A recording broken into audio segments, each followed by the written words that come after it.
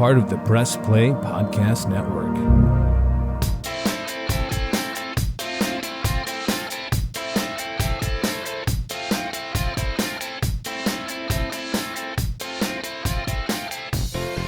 Hi, everyone. What's good? Thanks for stopping by on the Sabol Brothers on the Baseline Podcast, all part of the Press Play Podcast Network. We're your hosts, John Sabol. And I'm Scott Sabol. Thanks for joining us, everyone. We have a great guest here, someone that really means a lot to us because we watched him play, and that is Craig Ehlo, former Cavalier, played 7 years with the Cavs, right, in that great part of that era of that team, a team that got killed by Jordan. We all know it happened. But this is somebody who is still around the game of basketball. We'll talk about that in the interview, and someone that still follows the game, but also is going to give us a back seat and a behind the doors look at that era of Cavaliers basketball. You know, when I talk to my buddies from college, and I have a bunch of buddies from the middle of the country, and when I bring up Craig Ehlo, they always bring up the shot because they're Bulls fans from back in the early 90s, late 80s, early 90s and all that. So, but yeah, that's something we'll definitely cover. But, John, you mentioned he was really excited when you reached out to him about being on the podcast. And I'm really looking forward to hearing a lot of his stories, because I'm sure there's a lot of stories, even with the whole shot and everything that led up to it, that we don't know. And I'm looking forward to hearing about it. I think he's going to give us a side of that shot that maybe we have never, and anybody listening to this may have never heard of before. So I hope we get to that. And we'll be right back with Craig Ehlo right after this.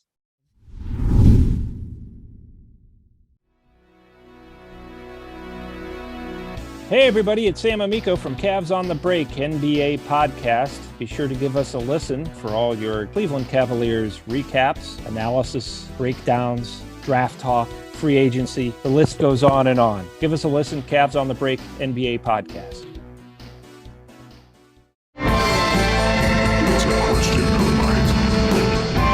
Hey everyone, I'm Holly Wetzel. And I'm Jeremy Powell. And we are your hosts of The Orange is Oranger, a Cleveland Browns podcast on the Press Play Podcast Network.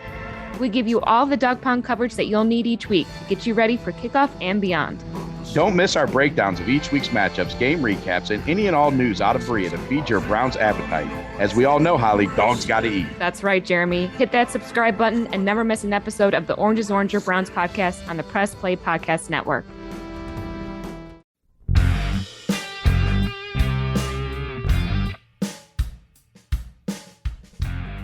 Hey, I'm Jason. And I'm Gary, and we love ball cards. And if you love ball cards too, good news. You just found your new favorite podcast. From breaks to grading. And from collecting to flipping, join us on the Ball Card Show. The sports podcast for the sports collector.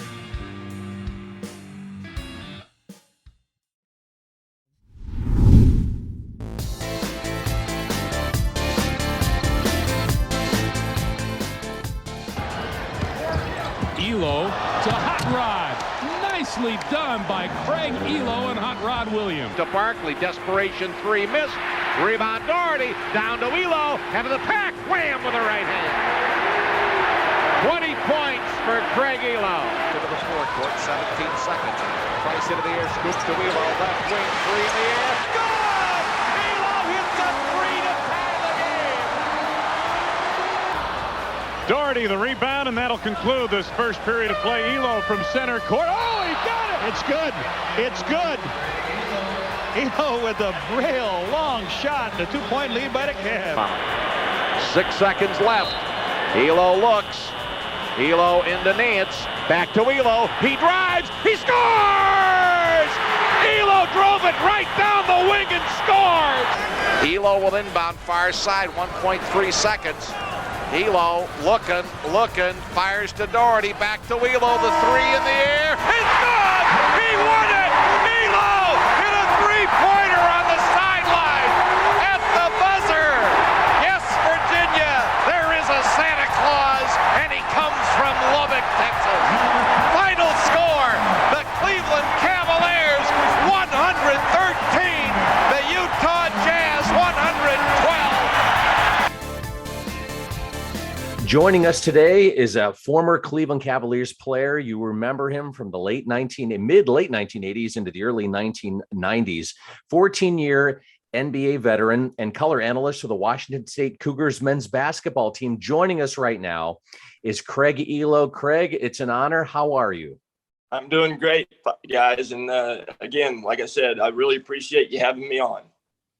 So, Craig, what are you up to these days? I know you're doing the color analyst, which duties which keep you really busy. Aside from that, what's keeping you busy? Well, when I retired in 1996, I kind of took a couple of years off. We moved to Spokane, where my wife is from, or was raised, and built a house and raised our kids here. And I was lucky enough to get into broadcasting with Gonzaga basketball. One of our local stations like their games on before they got really big time on us, and did all those games. And then I left that position to try to coach at Eastern Washington as an assistant coach. And that lasted 3 years. And I have much more respect for college coaches now, knowing what it takes to do that. It's a 24/7 job. And just to keep me sane, and during the winter months, I told my wife, WSU offered me the radio position, and I said, I need this. I got to do this. So she wanted to travel the world and everything, you know. Sure. I was like, no, yeah, I got to have this to keep me sane. So, yeah, I'm in my third year doing the radio. Did you always wanted to get into broadcasting? Did you have that inkling that you wanted to go that route when you played? Yes, no question. I don't know if y'all ever read like the bios they had on us, like in books and stuff. And I played way before we had cell phones and things that you could tap into and see what's going on. So you had to read it. But like at the end of it, it says like, what would you like to do after basketball? And I listed hog farming or TV. Hog farming? Really? I grew up on my grandfather had a 200-acre farm in Lubbock, Texas, where I'm from. And we had pigs and cows and chickens and all that stuff. So, but we raised hogs because Jimmy Dean had a plant just north of us. Was it difficult for you? And we've heard different stories from different players on when they retire and basketball or sports is out of their system, and others have a hard time getting it out of their system. You mentioned you took a couple years off.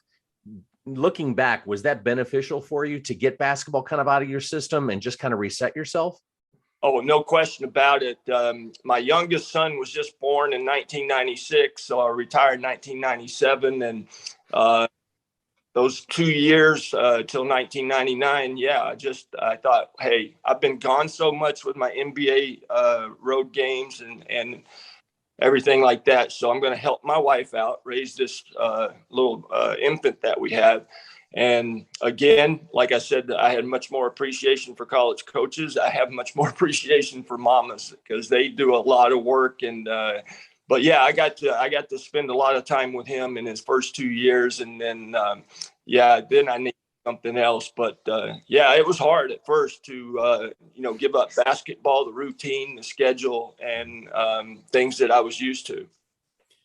Craig, take us back to the beginning. You're born in Lubbock, Texas. You just alluded to the hog farm, and you attended. And I want to see if I pronounce this high school right, because I got a buddy who used to work in radio in Lubbock, Texas, doing stuff for Texas Tech. And he told me when I told him that you were coming on the podcast, he's like, I used to go to that high school and cover the team there. Is it Escadada or Escadado? Oh, okay. We had a high school, Estacado. So, we had another high school. Well, actually, there were 4 high schools in Lubbock, and I went to Monterey High School. But yeah, they went on the Spanish, trail with all the high schools, and yeah, Estacado and Coronado, Monterey, and then of course Lubbock High. Gotcha. Okay, I had to get that name out there because he wanted me to mention that, because he said that he saw your jersey retired on the wall there in the gym, I believe. Yeah.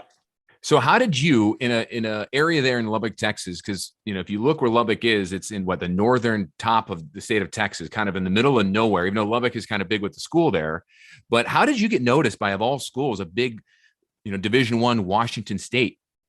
Yeah, well, actually coming out of high school, I made varsity my junior and senior year, and I had a really good senior year, but I was about 6'4", 6'5"-ish, and probably 160 pounds. So physically, I just hadn't matured yet. And I actually went to junior college just south of my hometown in Odessa, Texas. And so I spent 2 years at Odessa. And after my sophomore year, Coach George Raveling, who was at Washington State, had recruited out of that conference I was in. And I believe he was watching somebody that we were playing. And I had a pretty good game, I guess, and caught his attention. And so he started recruiting me after that. And he sold me on the whole thing. Hey, Washington State's in the Pac-10, and we'll be going to places like Los Angeles, San Francisco. You'll get to play in Pauley Pavilion. And, of course, my age, I watched all those games of Wooden and UCLA winning that. So, I was sold. He sold me completely on getting a chance to play against the likes of those teams I just mentioned. And you were just down there. We were texting last week. You guys were on that LA circuit covering, the Bruins and covering Stanford and the Golden Bears at Cal and everything. So you were just down there now as a radio analyst there for the network. So it's kind of, they sold you on it and you're still on it, Yep. And I'm married. We met my junior year, my wife and obviously Valentine of kind of belated Valentine from yesterday, but she was born and raised here in Spokane. So we married, I think, in my third year in the league, because I just wasn't for sure when I got drafted by the Rockets, being a third round pick, if I was going to make it or not. And I knew I was going to marry her, but I waited a couple of years to get my feet wet and see if I could provide for her. So we married in 1985, and we've been married since. Yeah, you just kind of went to my next question about the Rockets. 83, you were drafted. 2 years later, you just said you got married. And then the Cavs, 3 years after being drafted by the Rockets, you came to the Cavs in 86, I believe, right? And then you played 7 years for the Cavaliers. Take us back, Craig, to those late 80s, early 90s Cavs teams playing at the Richfield Coliseum, because that venue was very special to my brother and I, because we grew up in Hudson right down the road. And that was our home away from home. And when I go to see my brother now, I drive, near the Coliseum where it was in Richfield, where now it's just a land, it's all just a field. So I still see it. It brings back memories as a kid. How special were those years for you as a player, and then in your relationship with your wife and the kids and everything, growing up eventually? Yeah, well, it was an incredible ride. Like I said, I was drafted by the Rockets, spent 3 years there. The year, I think it was 85, 86, we actually played in the NBA Finals against the Boston Celtics, and we lost. Olajuwon and Sampson were our leaders of that team.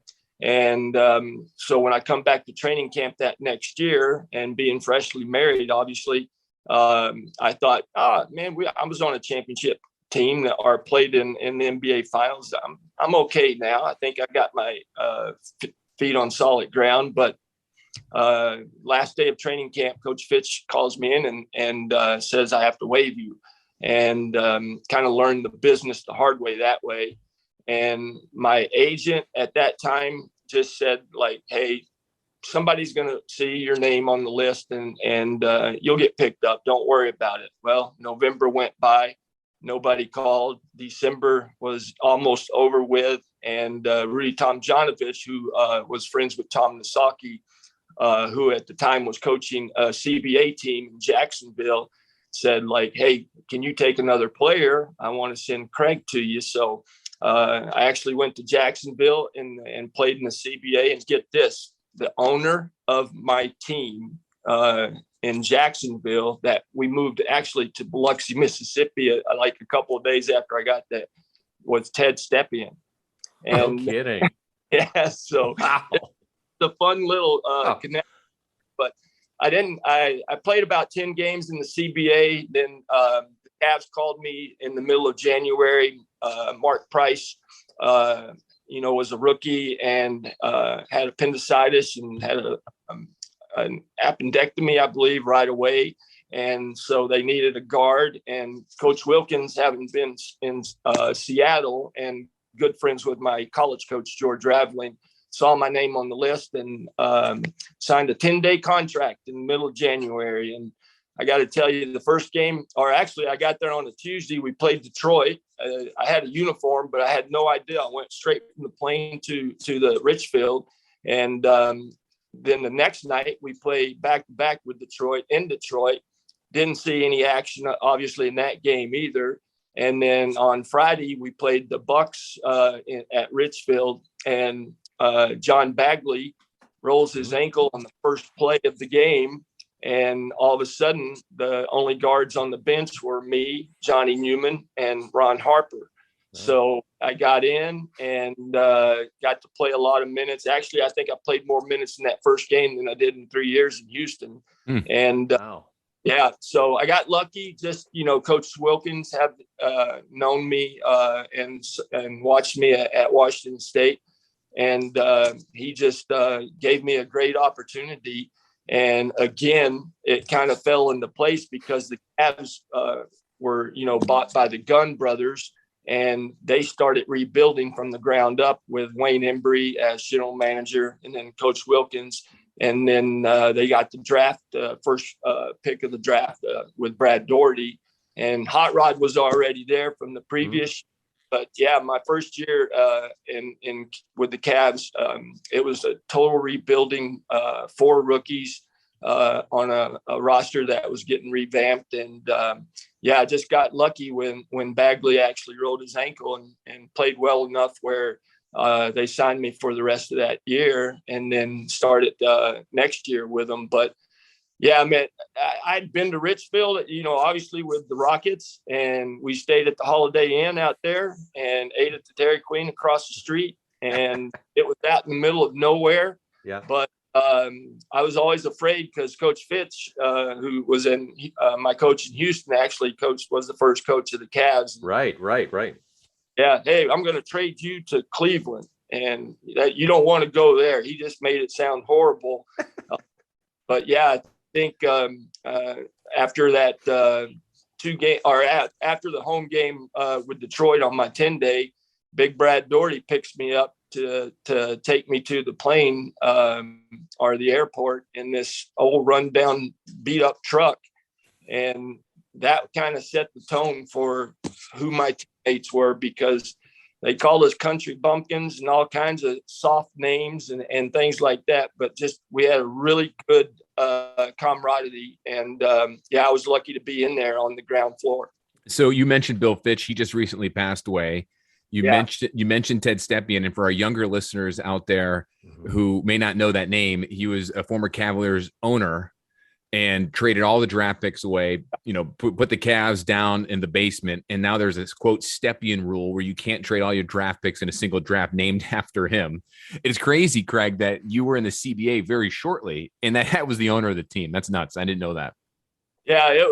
I forgot how we got paid, but I think the day that I actually left for Cleveland was like payday, and it wasn't very much, but I think I left without giving them any forwarding information. And I think I said something to Pluto or Bert Graff or somebody that was covering us that played for Ted's team in Jacksonville and Biloxi, but I never got my last paycheck. And I got a tap on my shoulder one night coming out of our locker room. We had to walk through that tunnel to get to the court, and it was Ted's daughter, and she had read that quote, and she was like, "Hey, don't you ever do that or say bad things about my dad." And I wasn't trying to be mean or anything, but yeah, so I actually wound up meeting his daughter at a Cavs game. Too bad she didn't have that check in her hand. Hey, exactly. I was like, well, can't you just write me a personal check? But right. He, I think the only thing that I really knew about him was, didn't he throw a baseball off of the top of Tower Hall or something? I can't remember, but he made headlines doing some crazy things. That's a great question, because I know we had a bunch, who was it? Maybe it was the general manager of the Cleveland Indians back in the day, did that too. Threw a baseball off of Terminal Tower. and had a catcher with a mask on try to catch it. But yeah, Stepien was also known for doing some things that would be considered pretty outlandish to try to get, the team going back in the day. So that's interesting. So, we talked about Mark Price, Sean Kemp, Coach Rotella, they were on our podcast, like John mentioned. They told us, each of them, how intimidating it was to play at the Coliseum. In the 70s and 80s, that was just a facility that a lot of people wanted to play in, even though it was in the middle of nowhere. You guys seem to have a pretty good home court advantage playing there versus other spots. Is that true? Oh, no question about it. I mean, teams always flew in at Hopkins, and then, had to drive out to like Richfield at the Holiday Inn, or if they stayed in town, it was a long drive. So, and the Coliseum was way ahead of its, what we know today of how arenas are built with restaurants and loges and workout facilities and a practice court for us. So it was very much the front runner in that, but you're right. It was just out off of like 271 and 303. And, if you had season tickets and lived in Cleveland, it was going to be an hour, 50 minutes to an hour drive, to come to the game. So it was very difficult. But yeah, I think just where the Coliseum was located was enough to make, teams, all except Larry Bird. Larry Bird said he loved it because he felt like he was at home in French. So, but yes, I totally agree with you. I think we definitely had a home court advantage, and the way that they started rebuilding with all those drafts, the fans could actually, take hold of us, and because there wasn't going to be too much movement, and it turned out where, I don't know, probably 3,000 people at our games. And then all of a sudden, by the last time I played in there was 20,000, in there screaming and shouting. So I lived in Akron, actually, and most of my teammates, I know Coach Wilkins and some of our assistants, Dick Helm and Brian Winters, lived in Hudson. Mm-hmm. Mark Price and Brad all lived over there. But yeah, we were just all together kind of out there, between Akron and Cleveland. And there's no question that we had a home court advantage due to our sixth man of the fans and just the location. Following up with your last point right there before Scott asked that question regarding Ted Stepien, I just had to quickly Google it. And you're right. He did it on, he dropped 5 balls from Tower City, Terminal Tower on June 24th, 1980. It was 80. Okay. It was Stepien. It hit a couple cars. A ball landed and shattered a 24-year-old woman's wrist. Oh. And one Indians player, an outfielder, Scott, I think I'm saying his name right, Mike Zerfoss. Ooh, I gotta look that one up. He caught one of them. It made national headlines, and So I quickly, when you said that, I'm like, I gotta look it up real quick. Yeah. I know we're going off topic here, but that's what it was. Right. Okay. I him, but I didn't realize he actually hurt someone though. Yeah, it's according to this article here. That's wow, it's crazy. Some of these pictures in here are just unreal of the the attire and the pictures. They don't have any pictures of the dent or anything like that, but they have a picture of someone icing her wrist. So crazy Ted Stepien years. Okay, back to the Coliseum and back to everyone living everywhere. You said you lived in Akron. Where did you live when you lived in Akron? I'm just curious. Actually, we bought a house in Fairlawn. Okay, so I was 2 blocks from Summit Mall. Oh. And yep, you can catch either me, Hot Rod, or Larry Nance walking around in our blue sweats at Summit Mall if you were ever down there. So I live in Medina, so I'm 15 minutes away from that. Yep. So it was fun because I'm not going to say Cleveland was going through some tough times when I was there, and kind of had to rebuild, and people were leaving, big buildings to build somewhere else and house their offices there. So we never really went to Cleveland a lot. So, yeah, we spent so much time. Larry had a 5-acre pond on his the house he bought in Bath. And so we went out fishing with him all the time. And that was kind of the way we hung out. So you guys were close. Mark Price that has told us that you guys are very close off the court, hanging out. And then a lot of the players all had kids together. So the families became really a tight knit community. And Craig, it sounds like you guys still all keep in touch, right? Oh yeah. Larry Nance is like on my speed dial.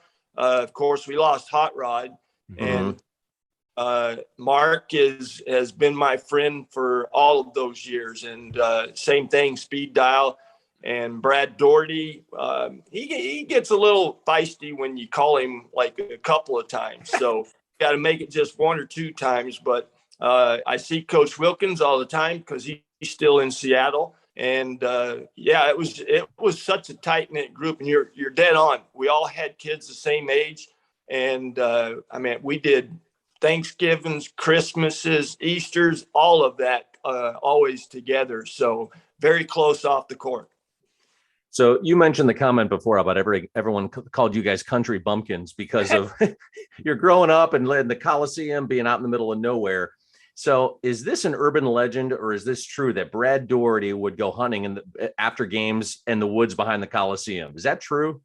Yeah, Roy Jones, the president of the Cavs or the whole building, I believe, gave them free reign. And I got to tell you, the first time I saw Dell Curry, not the first time, but he was in training camp with us after we traded for him. But yeah, him and Brad, if you ever went to the Coliseum, you had to walk down that tunnel, right? And that big garage would open up. I don't know. We had practice at 10 a.m. one day, and when I walked in, they had this deer strung up out there in the cleaning it up and stripping it. So yeah, both him and Dell Curry. Dell was an unbelievable shooter. We lost Dell in the expansion draft. I think Mike Sanders played really well against the Bulls in the first round playoff. So they kind of protected him because we didn't really have a small forward at that time. And we left Dell unprotected, and we lost him. And if he would have been on our team and the sharpshooter he was, we probably would have won some more ball games. I know you've asked this a million times, but can you take us back to that fateful day in May of 1989, also known as the shot with some guy named Michael Jordan?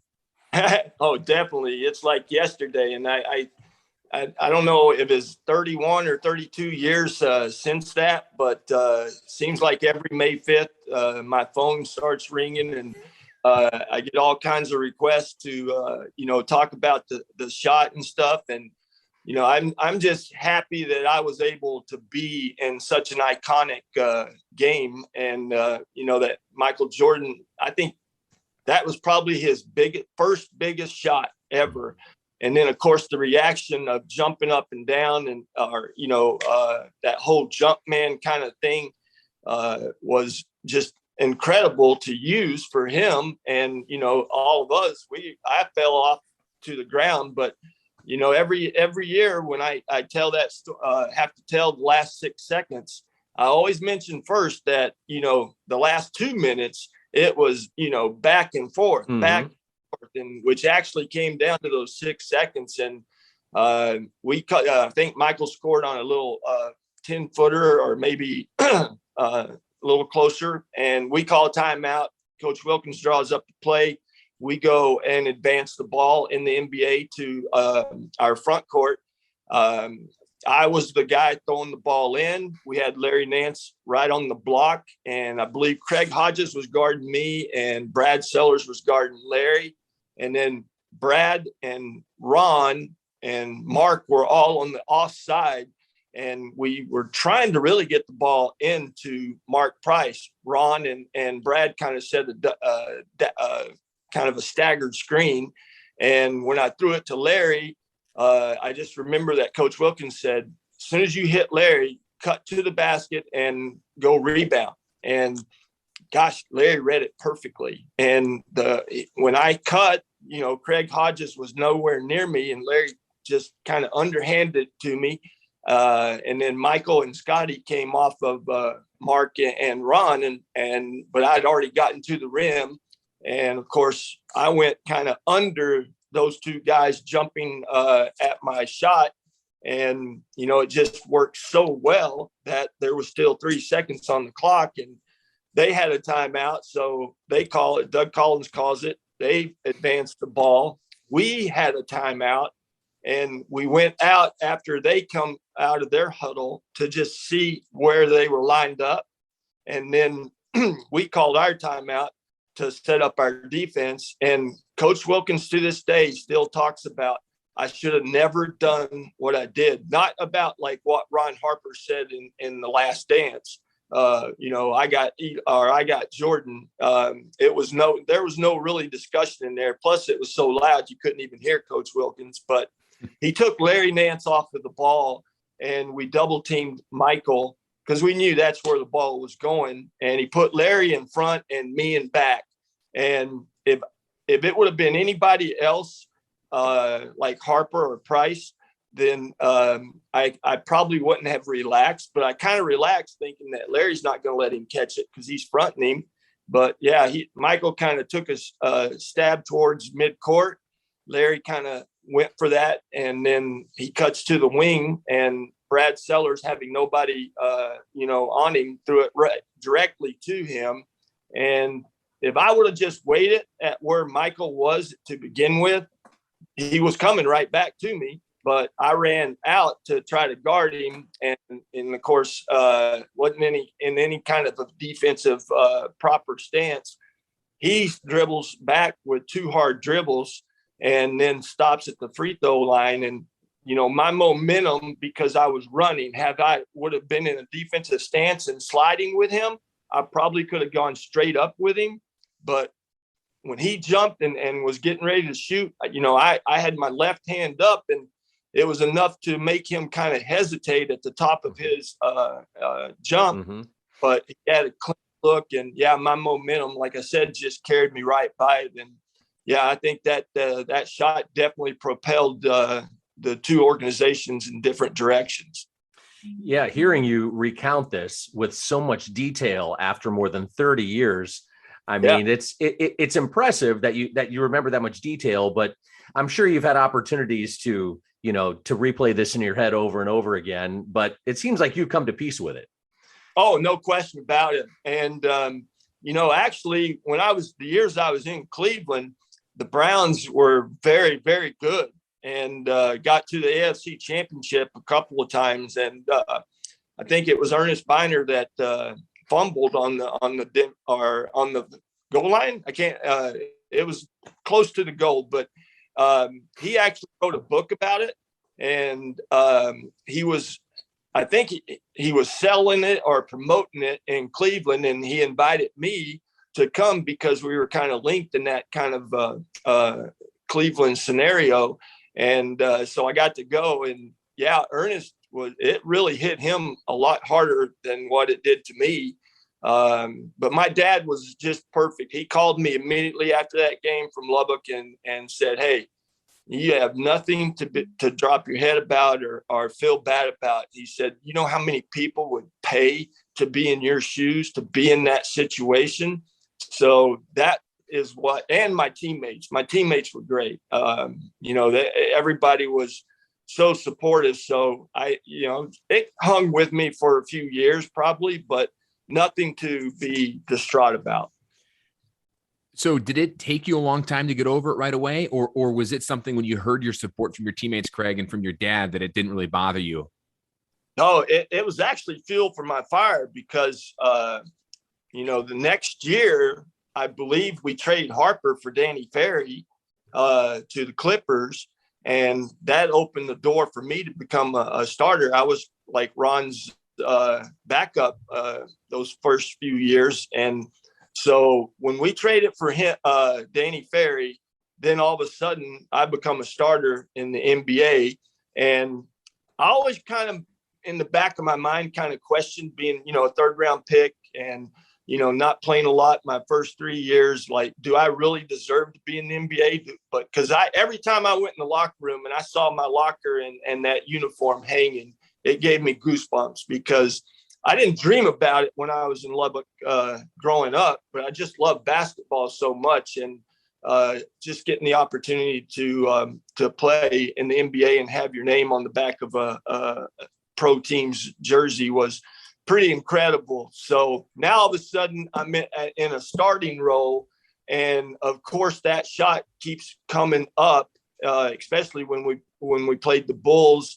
And I talked, a lot about it. And then, I don't know, it was about 4 years after I retired that, then everybody started calling me on May 5th, kind of celebrating the anniversary. So I had to keep talking about it. And so that's why when I talk about or just told you about the last 6 seconds, it's just so ingrained in my mind. And I struggled probably a couple of years after it, playing but then, we went to the NBA or Eastern Conference Finals in 92, 93 against the Bulls. And of course we got Gerald Wilkins by then, the Jordan stopper. And we lost 4 games to 2, I believe, to them that year when they made their first run at 3 straight championships. And I wasn't on Michael this time when he hit the shot. Gerald was. So that kind of helped. But yeah, I mean, I love talking about it. And I love, that it's to be part of like NBA history with that iconic shot. It's more gratifying than it is. Craig, do you ever talk to Michael Jordan about that shot? Have you guys run into each other at a get together? Does he ever bring it up, or how does that go? We didn't barbecue with each other or have each other over, but I did. We crossed paths a couple of times in some charity golf tournaments, and he was always very gracious. And he never said like, "Oh, you helped me be who I am." I wouldn't mind that tag if he actually. I've bumped into him a couple of times after that, and it was fun to reminisce about it, but it was a very short conversation. So you already touched on this a little bit before about the Last Dance and what Ron Harper said during the Last Dance that he requested. You wanted to guard Jordan, but you had said that didn't happen. Is that right? No, if he did, I guarantee. Well, actually, I was all by myself when that episode came on. I immediately called Brad and Mark and Larry and was like, "Did Ron say that? I don't remember him saying it." So I got kind of I guess not reinforced, but I felt good knowing that he didn't say it. But it was great drama for that episode 3, though. That made it. And Ron, I still run into him all the time, and it's fun watching his son play at Rutgers.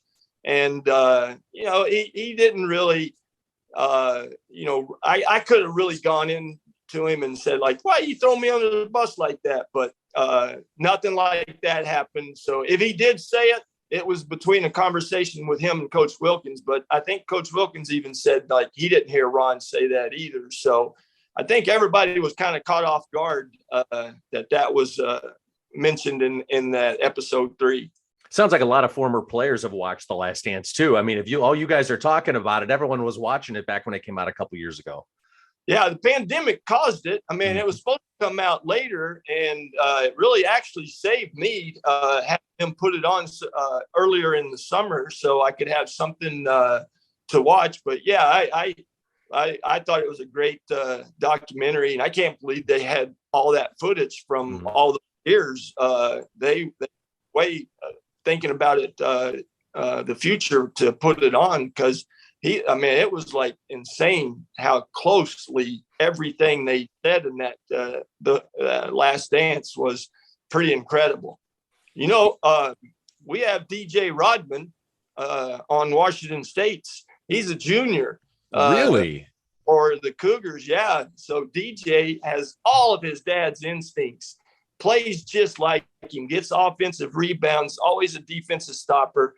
And I believe his sister, Tiffany, is like the highest paid professional women's soccer player in America. So Dennis definitely passed on all those genes to his kids. But I got to share with him a couple of times about like what it was like to play against Dennis when he was with the Pistons and then with Bulls. So that kind of broke the ice and got us in conversation. Do you think he's going to be as good or near where Dennis was? Like, where do you project his son to be? I mean, no, it's really hard to say, and it's hard to predict that. But do you think, he could get to that level at some point? It's hard to say. Maybe overseas. I don't think he has a real shot at the NBA. He's like a betweener, like a 6'6", 6'7" kid. Shoots the three very well. And like I said, has all of his dad's instincts.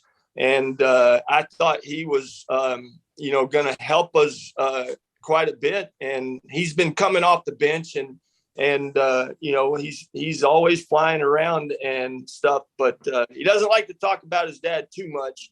It's kind of unique that first time I met him, or actually when he came out of high school, no one was recruiting him either. So Washington State kind of gave him an opportunity and he went with it. So, but it's fun to be around him and hear him talk about his siblings and his mother. You mentioned this earlier in our interview that if, the Jordan shot didn't occur and the two franchises went their separate ways. I mean, the Cavs are a championship caliber team. You mentioned that you think the Cavs would have won at least a championship or two, right? And yeah, Mark Price and Sean Kemp told us that if the Cavs didn't trade away Ron Harper, that they probably would have won at least one. You agree? And if so, how many? Totally. Because their whole theory was Brad Daugherty at number 1, Harper at number 7, Hot Rod from the previous draft is a first rounder. We get Mark Price. So we're rebuilding from the ground up. And he was a vital part of those first 3 or 4 years that the Cavs were so good. And the trade really shocked us all because all of a sudden we were at practice up at our practice court. Coach Wilkins is called over and he comes back in just head drop and just body language was just, I can't believe what we just did. And, they didn't really consult him and say any thing to him about, maybe trading Ron. But, and Danny's a great guy and he was a great teammate. And he's actually somebody I still talk with, and Steve Kerr also. But if that nucleus of Price, Harper, Larry Nance, and Brad Daugherty, and if that starting group could have stayed together, there's no question in my mind that shot probably, if he made it again the next year, I think we would have been right back in the thick of things and paid our dues and probably got to the conference finals a couple of times. And I could say that with everybody in the league talking about the Cavaliers being like the team of the 90s, that we could at least hung 2, maybe 3 banners. Wow. Makes you wonder what if, right? Now, yeah, Craig, I play that all the time. Yeah. Yeah. It'll drive you nuts, right? Now, this is a fun question for you. I read somewhere in an article, and I can't remember what article it was a long time ago, that at one point you made the mistake of trash talking with Larry Bird in the first half of a game, and then the second half you just erupted. First off, is that true? It's true. Okay. Second, tell us what exactly happened. So the Celtics, were dominant probably all of the 80s, and then at the end of the 80s and early 90s, they were still good, but they were growing a little bit older. And every time I walked into our locker room before the game, Coach Wilkins always had the matchups on the board. And so their starting 5 was up there and our starting 5. And I didn't start on Reggie Lewis. He had my name next to Bird. So I got really excited about that I was going to get this opportunity to guard him. And I got to tell you, he shot very poorly in the first half. We had a big lead, and at the Coliseum, their bench had to walk by our bench to get to the locker rooms. So we were walking in at halftime together, and I didn't know if he was 1 for 10 or 1 for 11 or whatever, but I let him know, it wasn't him just missing shots. It was me and the way I was guarding him. And that's when he asked me if my mother watched the games. And I said, of course she watches, just like your mom probably watches. And he was like, well, you have to give me her number so I can apologize to her for scorching you in the second half. And he came out and made like 10 in a row. And on the board in our locker room, Coach Wilkins wrote some keys and said, if Ehlo keeps Spurred intact and not let him have this huge game, then we should be able to win the game. And Larry, actually, the last shot he made in that game, he said, I'm going to do it with my left hand. And he shot like a elbow jumper with his left hand, nothing but net. So learned my lesson the hard way about trash talking. So I kept my mouth shut from then on. How about your toughest player you hated guarding? Toughest player? Oh, Reggie Miller. Hated. He was just all elbows and knees. And, they had those big three guys, Rick Smits and the Davis guys, that they weren't brothers, but he just ran off pick after pick, and he was always pushing and shoving and hitting you. And actually, when I went to the Hawks and we played them in the playoffs, he headbutted me and actually broke my nose. So hated guarding him. I loved guarding the small forwards because I was kind of in that swing position. And I got to guard some great players, Mark McGuire, Adrian Dantley, Bernard King. And of course, those, the last ones were kind of on their way out, but playing if I guarded a small forward, I just used my quickness and could stay in front of them. But then I could go down a whole list: Drazen Petrovic, Joe Dumars, Reggie Lewis, Dominique Wilkins. I mean, on and on that I had to guard. But Reggie was the toughest because he did everything he could to get open. And that was, I'd say most of it was illegal. So have you been back to Cleveland, and do you get back very often, Cleveland, Akron? And have you been back to the site where the Coliseum used to be? Have you driven past that since they tore it down years ago? Yes. Very good question. Dan Gilbert, when he bought the team, he's done an incredible job of, I don't know if it is direct thought, or he wanted all ex-Cavaliers, alumni, whatever you want to call it, to be welcome in Cleveland anytime. So if I wanted to go to a game with my young son, I could call them and they'd get me tickets, and just treated us like royalty. And then, of course, when LeBron took the Cavs to all those NBA championships against the Warriors, went back and saw some games that way. But it was all through Dan Gilbert keeping in touch with all the players. And I think a couple of years ago, we had they were celebrating, was it their 25th year, I believe, and they celebrated our 85-86 team. And so we all got to go there and hang out together for a couple of games. And man, I played in the new arena when it was, I was on the visiting side, but I'd never got to play as a Cavalier there. And everybody kind of stayed where they were in their homes, like Mark and Brad and Larry.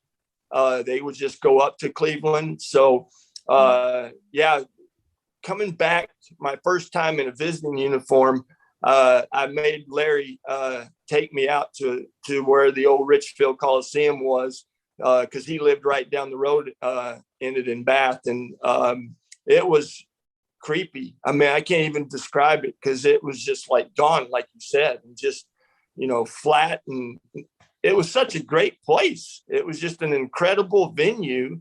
And they just kind of built it in the wrong area, because I believe Maletti thought that that's the way Cleveland would migrate, would be towards Akron, but it went along late here. Craig, what do you think of this current Cavaliers team? I mean, I know you still follow a little bit of the NBA, even though you're busy with Washington State, but the Cavs have took the NBA by storm this year, being a big surprise. Not going to be a playoff team, or they'll be a playoff team, but not just getting in. I mean, they may be a top, 3 seed now. Yeah, I mean, it's incredible. From the year that we went back on that celebration of our 85-86 season, we were at like I think we went to 2 games, and it was pitiful to watch. I mean, it was ugly basketball. There was no chemistry or anything. Everybody was just kind of firing up shots, and it wasn't fun to watch. And I'm a big Boeheim fan. I mean, he just got into something that was kind of not out of his league, but he just wasn't really aware of what it took to, wrangle these guys at the NBA level. So the basketball that, a couple of years ago was horrible to watch. And I would just get kind of mad that this was happening to them. But this team, drafting Mobley, obviously I called his games when we played USC. Incredible athlete, just insane. And then Allen, and then some of the trades, like I love Markin and Garland is just they got some really good stuff going. And I got to say, I'm on my ESPN app all the time, and I checked one day and they were like 30-19. I mean, this is like the biggest turnaround ever. And I would have never thought that it would happen so quickly. But yeah, they just have great chemistry now. And I love the way they play. And I think they got a roster that, if they keep it intact, that fans can really support and get behind. All right, so Craig, we're going to start our rapid fire questions. These are real fun ones, just real easy questions. The first question I have for you is, what was your favorite restaurant to eat in Cleveland or in Richfield, Akron when you lived here? Tavern at Richfield. Oh, that's a popular choice. Mark Price said the same thing. Favorite TV show you're streaming right now when you're not working? 60 Minutes. And did you have a pregame meal that you had to eat every single time or every other time? Wasn't superstitious, but yes, on the road and at home was a club sandwich. Who's better, Jordan or LeBron? Oh, you're putting me on the spot. I know, we had to do that. Yeah, I like both of them. But having played against Michael, and I've actually worked LeBron's camp that he had in Akron, and got to visit with him quite a bit. But it's incredible what he's done. But I got to say, MJ. What's your favorite Cavs memory from playing at the Coliseum? If you have one that always pops in. Well, the Dale and Brad skinning that deer is obviously a great one, but we parked, we had to park right up that ramp, and every night it could be 20 below. You had to stop and sign 50 autographs probably, and I thoroughly enjoyed that, no matter how cold it was. Which road venue was the toughest and your favorite? My favorite is the old Boston Garden, not the new Boston Garden. And it was, they really supported, Boston, and their fans were very knowledgeable about the game. So they could tell you, and it was always a tough place to play. They played very well there. So Boston Garden, but Madison Square Garden is like very close. Oh, and the old Bulls, Chicago Stadium too. Don't like the new one. Yeah, the old one was great. The Madhouse on Madison, right? Yeah, exactly. Do you have any favorite hobbies? Well, I turned 60 this year, and it was I used to love riding bikes and just a really nice jog, but definitely feeling all those 14 years of playing. So walking, I have 2 Labradoodles. They're actually brothers from the same litter, and they're connected at my hip. And we live on a lake, like I said, and has some great trails. So walking the dogs kind of on a hike every day is something I look forward to.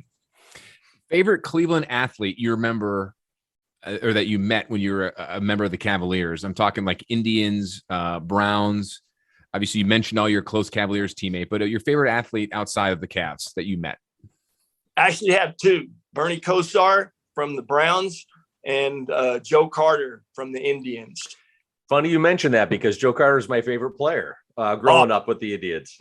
The Indians they didn't win too many ball games, but we had a lot of hitters like Joe Carter, Corey Snyder, and they just didn't have any pitching. And then when they got pitching, they had to trade all those guys to get the pitching.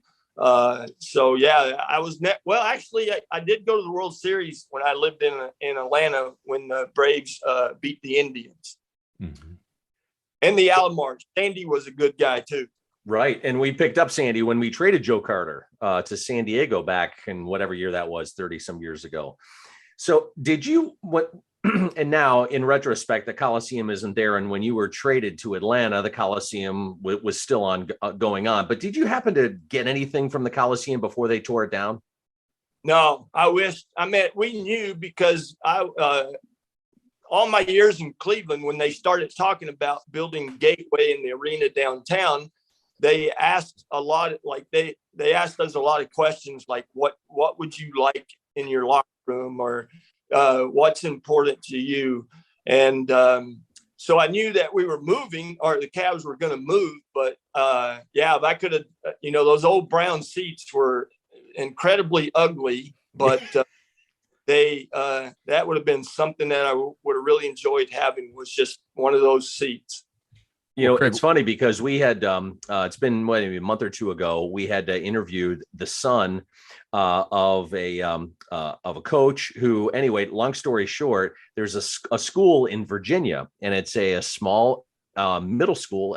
Middle school, John, right? Wasn't it? Or high school? Private school. Yeah, it's a private Christian school. Yeah. And anyway, they had, through some connections, they have one of the Cavs floors, and they ended up installing it back in the 90s. They knew Mr. Gund at the time. And so we had them on the show. They still have that court. They have the goals from the old Coliseum. They have all these things, and it's been 25 years and it's still going strong. Yeah. Craig, they also had the sinks from some of the bathrooms they installed in their gym, as well as the scoreboard in your old practice gym at the Coliseum, which is in their gym now.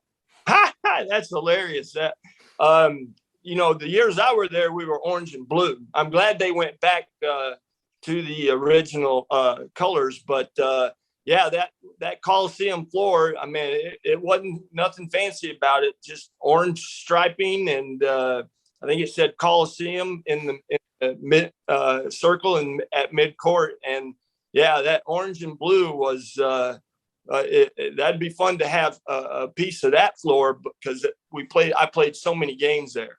Craig, do you still have some of your old Cavs jerseys and warm-ups and all that stuff? I do. Nice. Wife was very good about, I think she got all of my jerseys from all of the teams I was on, had them framed and put up kind of in a memorabilia room. And so I have every practice reversible jersey that I had in Cleveland, and we had these blue sweats from Champion that were like my favorite. But I found out that like whoever came to visit me always took my blue sweats from me. So I'm down to just my pants on the blue sweats. Oh man, I know those you're talking about. That's crazy. That's funny. And I'm going to make you a little jealous here, because Scott and I both have one of those brown, ugly Coliseum chairs. Oh my gosh. Yeah. That's incredible, because, all these other places when I played at Houston had bright orange and purples, and you go into the Richfield Coliseum and it's a massive setting. But those fall colors that they chose for those seats were definitely ugly, but I would have loved to have had those. And last question, Craig, before we wrap this up. how far do you think this current Cavaliers team goes? This year, they can definitely get through the first round and probably have a tough time in the second round. Third seed's always kind of tough. You get that 6th seed in the first round, but then you play the 2 seed basically to get there. So I can see them kind of paying their dues this year, maybe getting to the second round, kind of feeling what it actually takes to advance. And getting to the and by the way, Kevin Love was at one of those skills academies that I did with Nike, and he was incredible, coming out of high school when we had it, and so happy that he's stuck around and kind of been the senior for this team. And so it's going to take something really phenomenal, but maybe in the next 3 years, after paying their dues and getting to the conference finals, they could return. Mm-hmm. Yeah, I good though. Yeah, and getting hard. Yeah. Yeah, and a lot of changing in the East this year at the trade deadline. I agree. I think the Cavs need to. They're young. They're inexperienced. They need to overcome some adversity before they take that next step. Yeah. Craig, this has been an absolute pleasure reminiscing of old Cavs and talking, what Scott and I grew up with, and just talking about the game of basketball with you. We cannot thank you enough so much for coming on our podcast. No problem. I thoroughly enjoyed it. It was an honor and privilege. And I'll definitely have to, when you send it, the link to me to pass it on to some others. Absolutely, Craig. Best of luck with your with your job you've had for 3 years, broadcasting, and all the best to your family and everybody that you work with. Well, I appreciate that. Yeah, I did TV broadcasting, but they make you wear a suit and tie. Radio, you don't have any of that. So really enjoyed the radio. And by the way, Joe Tate was the most incredible announcer for any team. And that, honestly, that's one person we didn't even cover here. And, he recently passed away as well, unfortunately. But I'm sure he was a big influence of yours, too, with broadcasting, like you said, hearing him every day for how many years? And he had his most signature call, Craig, is with you. Yeah. Yes, Virginia, there is a Santa Claus, and he comes from Lubbock, Texas. Beat Jazz December 23rd, and that was just incredible to hear him say that. Absolutely, yeah. His most signature and my favorite call. Unreal. Wow. Greg, we could continue to do this on and on and on. I know we could probably, go hours. One of these days, if you're up in Cleveland, Scott and I will have to meet up with you and really just hash it out. Yeah. Well, if they make it to the finals, again, like I said, Dan Gilbert's been very good about having us back and treating us really nice. I'll definitely be back to watch. Sounds good. We got to hope that happens, Craig. We'll be in touch, man. I appreciate it. Thanks so much for your time, and have a good rest of your day. Well, thank you. Yeah, y'all too. See you later. Thank you, Craig.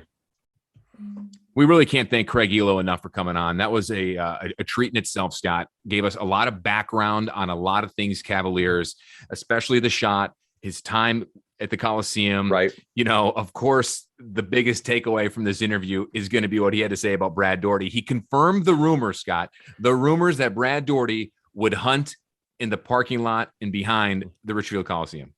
Isn't that unbelievable? And, he also mentioned to all these guys, whether it's him, Mark Price, Nance, Daugherty, he said, we're all kind of country bumpkins and playing out of the Richfield Coliseum, just kind of like Larry Bird mentioned when he talked to him. They were kind of at home. Took a while to get there. If you lived, if a player had to fly into Cleveland and drive out here, but, they were at home, and that was cool. The other thing too, he mentioned that his coach when he was in Houston before he came to Cleveland was Bill Fitch, who was the first coach of the Cleveland Cavs. And then what happens? Then he goes to Craig plays in the CBA, right? Down in Jacksonville. Where was it? Jacksonville for 10 days. And the owner of that team was Ted Stepien, who we all know was involved with Cleveland sports for years and years up here in Cleveland. Yeah, and they made that NBA rule, the Stepien rule, which we talked about. That's crazy, and everything came full circle. And then he went to Cleveland or to Richfield, I guess you could say, and played there. And of course, we mentioned Bill Fitch recently passed away. Right. It is interesting. Life gives you some crazy twists and turns, doesn't it, Scott? It does, and he was also talking about too how he always wanted to go into broadcasting, which I didn't know. Mm-hmm. And right at the end, and I wish we could have spent more time talking about Joe Tate, but he did mention that. And maybe we'll talk to some people, later on down the line about Joe Tate and how much he means to, to sports fans here who grew up with the Cleveland Cavaliers. But he looked at him as a broadcast idol. And right at the end, he could recite everything that Joe Tate said, what the whole, what was it? Yes, Santa Claus. Yes, Santa Claus. There is a Santa Claus. Yes, Virginia. There is a Santa Claus. There is a Santa Claus. And he comes from Lubbock, Texas, and he recites that like it was yesterday. That's awesome. Well, while we're obviously everyone listening to this, I'm going to edit that into this interview on the front end, so everyone who's listening to this will have already heard it. That would be fantastic. I'm going to do that, but it's fantastic. It's my favorite all-time call, and that was a buzzer beater shot. I think that happened against the Utah Jazz, I believe. I'll have to go back and look. But I remember listening to that on the radio. Do you?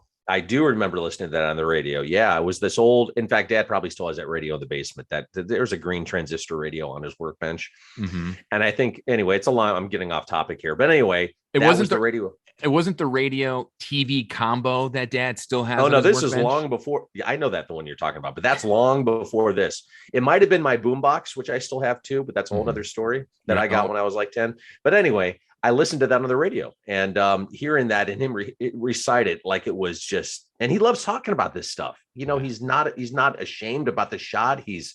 It was just a really great conversation. And real quick, before we wrap this up, I thought it was interesting. He brought up the Ernest Biner situation and how Biner wrote the book. And any Browns fan or anyone that knows Cleveland sports knows how that much of that effect, that game and the fumble affected his life, and that he brought Craig on board, to do some of these signings to get together. And it was kind of a therapy session for Ernest and a little bit for Craig, but Craig, I think, had already gotten over it at the time, but still it was kind of a mutual thing for both of those guys. Very interesting. I had never, ever knew that, but pretty cool because both those situations, occurring, unfortunately. Right. And they parallel one another around the same time too. So we want to thank Craig Ehlo for being on our podcast. He took more than an hour, and he didn't have to do that. That was awesome. So you can check out the podcast, Sabol Brothers on the Baseline podcast. We have it on Apple.